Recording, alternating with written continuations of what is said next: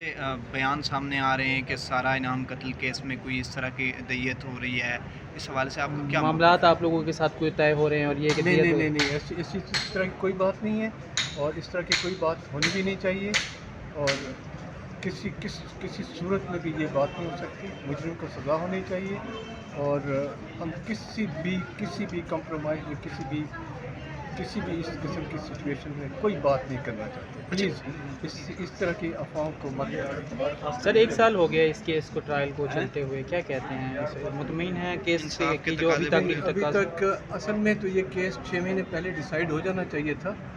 جج صاحب اور سب لوگ بہت کوآپریٹو تھے، ہمیں ہر ہفتے کی تاریخ ملتی رہی ہے، مگر انفارچونیٹلی ہوتا یہ رہا ہے کہ اکثر ان کے وکیل صاحب پیشی پہ نہیں آتے تھے، جس کی وجہ سے ڈیلے ہو جاتا تھا، یا کئی دفعہ پولیٹیکل وجوہات کی وجہ سے کورٹ میں ڈیلے ہوتی رہی، اور یہ کیس جو ہے انفارچونیٹلی 1 سال ہونے کو ہے۔ اب 23 ستمبر کو بیٹی کو 1 سال ہو جائے گا۔ آپ عدالتی کارروائی سے مطمئن ہیں؟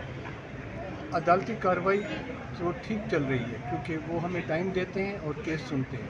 عدالت تو یہی کر سکتی ہے، اور اب ان کے وکیل کے اوپر ڈیپینڈ کرتا ہے، اگر وہ نہ آئے تو پھر عدالت نہیں چلتی۔ بہت تو شکریہ، یہ مسئلہ بہت شکریہ۔